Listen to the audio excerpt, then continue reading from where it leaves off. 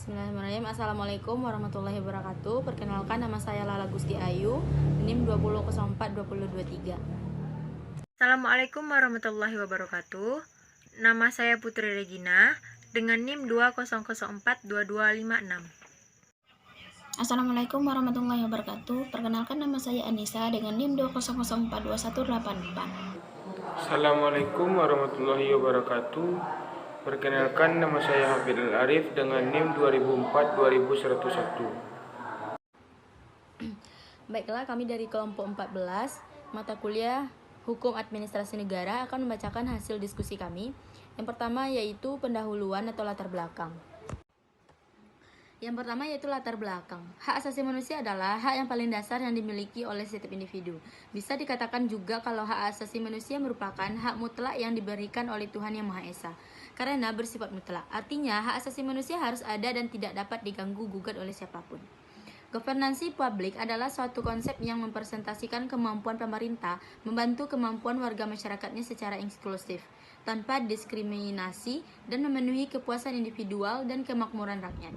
Public governance tidak terlepas dari kemampuan pemerintah dan masyarakatnya untuk bertahan dalam segala tantangan global dengan tetap menjaga keberlangsungan pemerintah baik dari segi kehidupan. Bab 2 Pembahasan. 1. Pengertian HAM. HAM adalah hak paling dasar yang dimiliki setiap individu. Bisa dikatakan juga kalau HAM adalah merupakan hak mutlak yang diberikan oleh Tuhan Yang Maha Esa, karena bersifat mutlak, artinya hak asasi manusia merupakan hak yang harus ada dan tidak dapat diganggu-gugat oleh siapapun.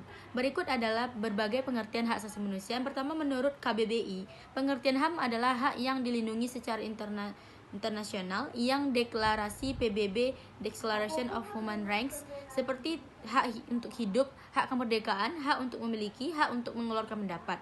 Hak asasi manusia adalah sebuah konsep hukum dan normatif yang menyatakan bahwa manusia adalah hak yang melekat pada dirinya, karena ia adalah seorang manusia. Hak asasi manusia merupakan hak manusia yang berlaku kapan saja, di mana saja, dan kepada siapa saja, sehingga bersifat universal.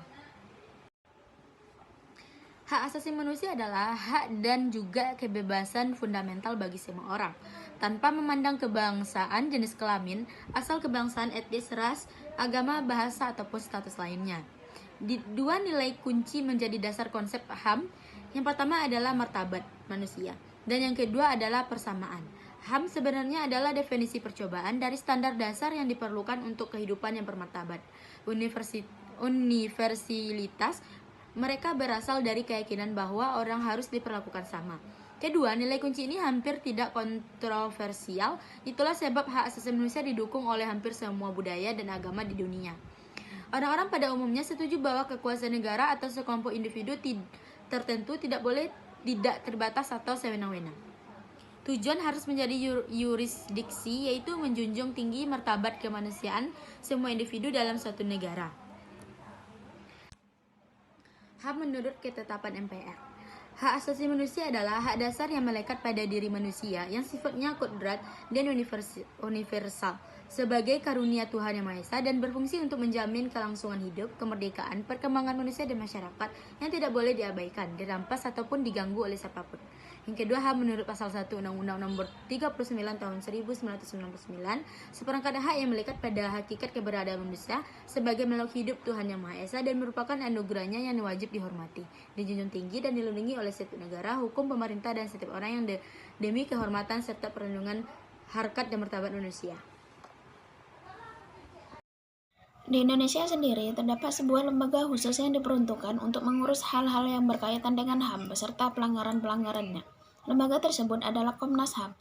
Komnas HAM yaitu lembaga pendiri yang kedudukannya setingkat dengan lembaga negara lainnya yang berfungsi melaksanakan pengkajian, penelitian, penyuluhan, pemantauan, dan mediasi HAM. Hal ini disebutkan dalam pasal 1 Undang-Undang Nomor 39 Tahun 1999 tentang HAM. Di dalam pasal 75 Undang-Undang tentang HAM disebutkan bahwa tujuan dari Komnas HAM adalah sebagai berikut. Yang pertama yaitu mengembangkan kondisi yang kondusif bagi pelaksanaan hak asasi manusia sesuai dengan Pancasila, Undang-Undang 1945, dan Piagam PBB, serta Deklarasi Universal HAM. Tujuan yang kedua yaitu meningkatkan perlindungan dan penegakan HAM guna berkembangnya pribadi manusia Indonesia seutuhnya dan kemampuan berpartisipasi dalam berbagai bidang kehidupan. Materi selanjutnya adalah mengenai ciri-ciri hak asasi manusia. Adapun ciri-ciri HAM adalah sebagai berikut. Yang pertama yaitu hak asasi manusia bersifat hakiki. Artinya, HAM adalah hak untuk semua umat manusia yang sudah ada sejak lahir. Yang kedua yaitu HAM bersifat universal, berlaku untuk semua orang tanpa memandang status, suku bangsa, jenis kelamin, atau perbedaan lainnya. Yang ketiga yaitu HAM tidak dapat dicabut atau diserahkan kepada pihak lain. Yang keempat itu HAM tidak dapat dibagi, artinya semua orang berhak mendapatkan semua hak, apakah hak sipil dan politik atau ekonomi, sosial, dan budaya.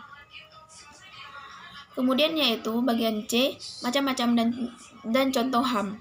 1. Hak asasi pribadi, contohnya hak untuk hidup, hak menyampaikan pendapat, hak kebebasan meluk agama. Kemudian yaitu yang kedua hak asasi politik, contohnya yaitu hak untuk menjadi warga negara, hak untuk memilih dan dipilih. Yang ketiga yaitu hak asas ekonomi, contohnya hak memiliki, mencari dan mengumpulkan kekayaan, kebebasan memilih pekerjaan, hak untuk menjual, membeli dan menyewa. 4. Hak asasi hukum, contohnya hak untuk mendapatkan perlakuan yang sama dalam hukum sebuah pemerintahan. Yang kelima, hak sosial dan budaya, contohnya hak untuk mengembangkan dan berpartisipasi dalam kebudayaan, hak untuk mendapatkan perlindungan terhadap karya cipta, dan hak untuk mendapatkan pendidikan, kesehatan, dan kesejahteraan. Selanjutnya D. Governansi publik. Governansi publik adalah suatu konsep yang mempresentasikan kemampuan pemerintah membantu kemampuan warga masyarakatnya secara inklusif, tanpa diskriminasi dan memenuhi kepuasan individual dan kemakmuran rakyat. Public governance tidak terlepas dari kemampuan pemerintah dan masyarakatnya untuk bertahan dalam segala tantangan global dengan tetap menjaga keberlangsungan pemerintahan baik dari segi kehidupan. Salah satu faktor penting yang mendasari governansi publik adalah kecakapan kepemimpinan. Kepemimpinan daerah maupun negara memegang kendali untuk menciptakan, memfasilitasi, dan menjaga iklim yang kondusif untuk menyelenggarakan publicness, yaitu public interest dan public affair dalam relasi kekuasaan yang mendukung terciptanya human governance, yaitu sesuai dengan konseptual masyarakat baik dalam hal politik, ekonomi, dan pertumbuhan kesadaran kewarganegaraan. Kepemimpinan memerlukan instrumen kebijakan publik untuk mengaktualisasikan kemampuan kepemimpinannya mengelola publicness. Kebijakan publik adalah instrumen pemerintah untuk mengatur sumber daya, termasuk sumber daya alam, finansial, dan sumber daya manusia bagi pencapaian tujuannya.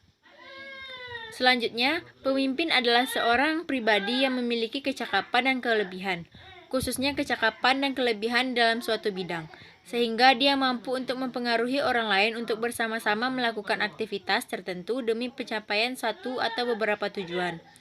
Oleh karena itu, seorang pemimpin dianggap perlu untuk mengetahui metode atau cara menumbuhkan atau meningkatkan kinerja para pegawainya, dan salah satu caranya ialah model kepemimpinannya yang dimiliki.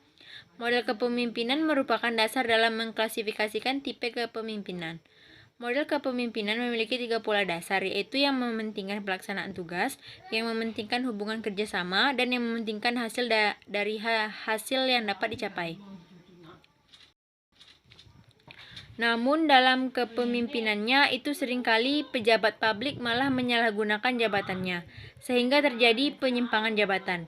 Jabatan publik adalah jabatan yang diberikan kepada seseorang untuk memimpin dan mengelola suatu aktivitas yang terstruktur, sehingga mengikuti prosedur yang bertujuan untuk memenuhi keuntungan dan sosial dengan sasaran sesuai dengan visi dan misi organisasi atau lembaga yang bersangkutan. Hal ini sering menjadi sorotan publik sekarang ini, disebabkan bahwa jabatan yang diamanahkan kepada seorang sering disalahgunakan. Bahkan sering terjadi korupsi yang terjadi seperti di perusahaan listrik negara atau PLN, perusahaan daerah, serta badan usaha milik negara atau BUMN, badan usaha milik daerah atau BUMD, yang merugikan perusahaan yang dipimpin, dan perilaku-perilaku yang cenderung negatif lainnya. Dalam pelaksanaan pembangunan yang telah direncanakan oleh pemerintah, partisipasi masyarakat merupakan hal yang sangat mempengaruhi keberhasilan proses pembangunan itu tersendiri, karena masyarakatlah yang mengetahui secara objektif kebutuhan mereka. Pembangunan yang dilaksanakan oleh pemerintah tentunya bertujuan untuk mencapai masyarakat yang sejahtera, sehingga posisi masyarakat merupakan posisi yang penting dalam proses pelaksanaan perencanaan pembangunan yang dilaksanakan oleh pemerintah. Pembangunan tidak akan pernah tercapai tujuannya jika selalu meninggalkan masyarakat.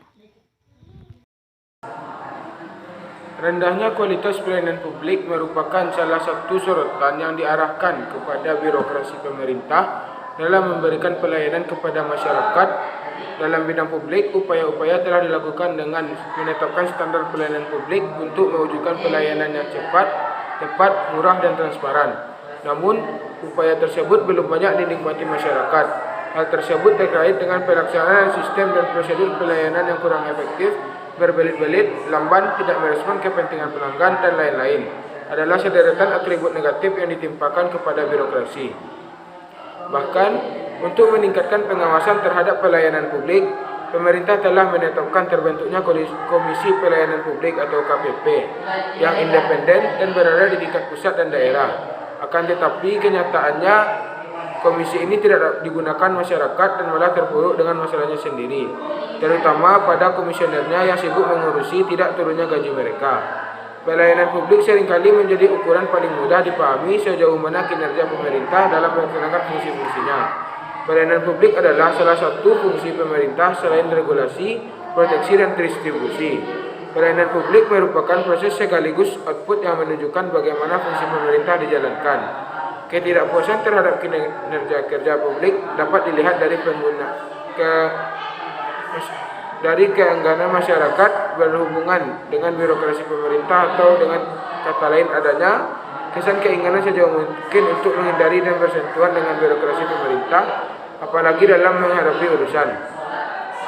Fenomena high cost hubungan dengan birokrasi pemerintah menjadi satu keniscayaan yang terpaksa diterima. Kondisi seperti ini sebagian besar ditemui pada seluruh level organisasi publik yang memberikan pelayanan. Kondisi ini menandakan ketidakpuasan terhadap kinerja pemerintah dalam menyelenggarakan pelayanan publik terhadap dinilai masih jauh dari optimal. Pemahaman terhadap fakta lemahnya birokrasi dilihat sejauh mana kemampuan mengaktualisasikan fungsi-fungsi pemerintah yang berujung pada sejauh mana pelayanan publik dapat dijalankan.